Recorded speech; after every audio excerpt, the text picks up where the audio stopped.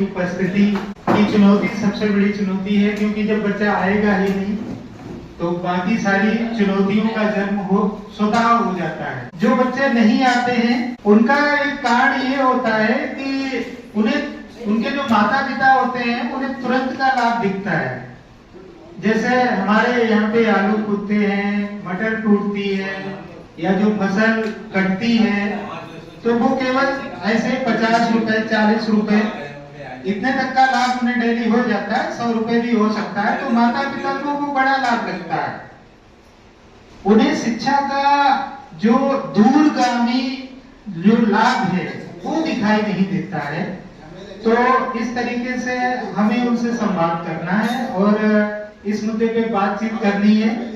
और जैसे विद्यालय में स्टार ऑफ द मंथ जो बच्चा 100% उपस्थिति आती है जिसकी, उसको हम पुरस्कार देकर प्रोत्साहित कर सकते हैं। तो इसमें अन्य बच्चे जो होते हैं उनमें एक प्रतियोगिता की भावना आती है। मैं ये करवाता भी हूँ।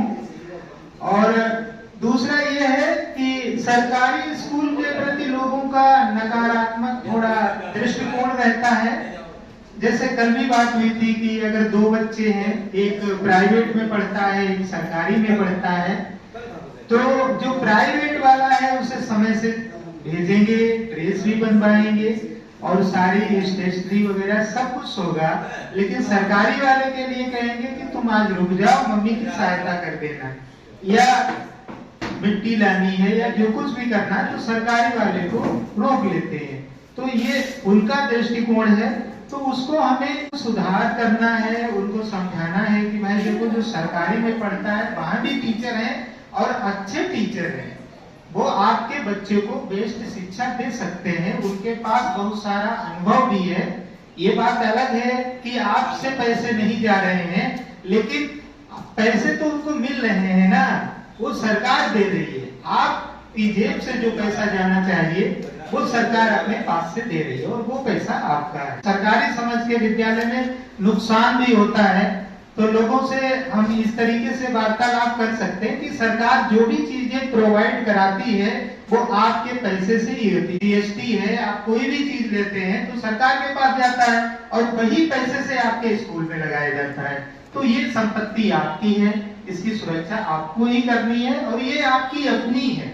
यहाँ पे आपके गांव का भविष्य बनता है। आउट ऑफ स्कूल बच्चे जो हो जाते हैं, जो बच्चे नहीं आते हैं, हम उनसे संपर्क करके उनके कारण को जान सकते हैं कि बच्चा किस कारण से विद्यालय नहीं आ रहा है, और जो भी सुझाव हो सकते हैं हम उनको दे सकते हैं, उनके अभिभावक को समझा सकते हैं। ड्रॉप आउट बच्चे, हमारे सामने से समस्या ये आ जाती है कि कक्षा 5 की लड़की पास होके वो घर पे बैठा ली जाती है। लड़के भी होते हैं, अभिभावक कहते हैं कि अब हमारी लड़की बड़ी हो गई है, अब हम इसे स्कूल नहीं भेजेंगे, ये कक्षा 5 के बाद, और वो शादी 14-15 साल में कर देते हैं। ये व्यवस्था थी। तो उनको बहुत समझाया कि देखिए पढ़ने के लिए तो आजकल महिलाएं हर जगह आगे बढ़ रही हैं, और ये तो अभी कक्षा 5 में है। तो बहुत फिर बच्चों का हमने जैसे जो है प्रोत्साहित किया। तो फिर उन्होंने कक्षा 6 में एडमिशन लिया। इधर उधर डीबीटी का पैसा है तो वो गार्जियन अपने आप खर्च कर देते हैं, बच्चों को ड्रेस नहीं बनवाते हैं। तो ये सबसे, और उसका शिक्षक के ऊपर प्रेशर भी रहता है ड्रेस बनवाओ। तो कुल मिला के हम उनको समझाते हैं कि भाई बच्चे को ड्रेस में भेजिए। अन्य बच्चों से हम, जो बच्चे ड्रेस में आते हैं उनको बुला के हम दिखाते हैं कि ये बच्चा जैसे ड्रेस में जो है इनको देखिए, और आप जिस तरीके से अपने बच्चे को भेज रहे हैं इसको देखिए। तो ये थोड़ी सी असमानता हो जाती है। तो इस तरीके से सीखने का स्तर से कुछ बच्चे ऐसे होते हैं जो कम पढ़ने आते हैं और जिनका सीखने का स्तर अच्छा नहीं होता है। कुछ बच्चे बहुत होशियार होते हैं, लेकिन हमें एक में ही उनको बैठाना होता है।